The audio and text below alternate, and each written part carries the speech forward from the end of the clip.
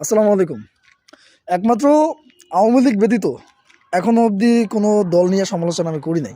তবে আজকে একটা কথা বলি শোনেন।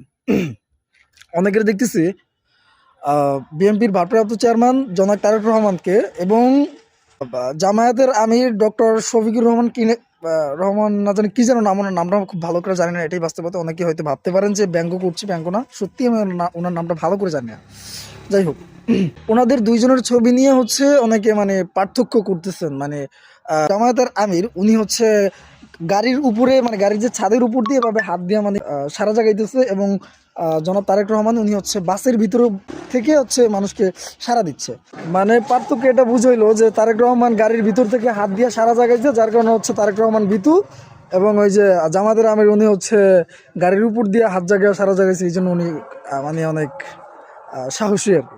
এটা নিয়ে পার্থক্য করতেছেন। তাদের উদ্দেশ্যে একটা কথা বলি ভাই, আমরা ছোটবেলা বইয়ের ভিতরে পড়ছিলাম যে খরগোশের সাথে আপনার কচ্ছপ যে সবচেয়ে ধীর গতিতে চলে, তার আত্মবিশ্বাসের কারণে কিন্তু কচ্ছপ জিতে গেছিল।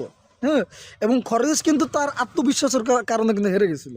এটা কিন্তু মাথায় রাখতে হবে। হ্যাঁ, কয় মিনিট আগলে কে হাগলো, কে কয় মিনিট আগে খাইলো, কে কীভাবে করছে, কার হাত কীরকম, হ্যাঁ, কে গাড়ির উপর দিয়ে মাথা উঠেছে, কে গাড়ির নিচ দিয়ে মাথা উঠেছে, এগুলো নিয়ে সমালোচনা না কইরা যদি আপনি জামায়াতের প্রার্থী হয়ে থাকেন বা জামায়াতের কোনো লোক হয়ে থাকেন, সেক্ষেত্রে জামায়াতকে নিয়ে আপনি প্রচারণা করেন, জামায়াত ভালো কী কাজ করছে এটা করেন। আর যদি আপনি বিএনপির হয়ে থাকেন, বিএনপি কী ভালো কাজ করছে না করছে এইসব নিয়ে প্রচারণা করেন, এইসব সমালোচনা বন্ধ করেন।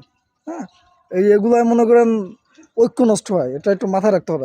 আমাদের নিজেদের ঐক্য যদি নষ্ট হয়, সেক্ষেত্রে কিন্তু আওয়ামী লীগ আবার মাথা চাড়া দিয়ে আসবে।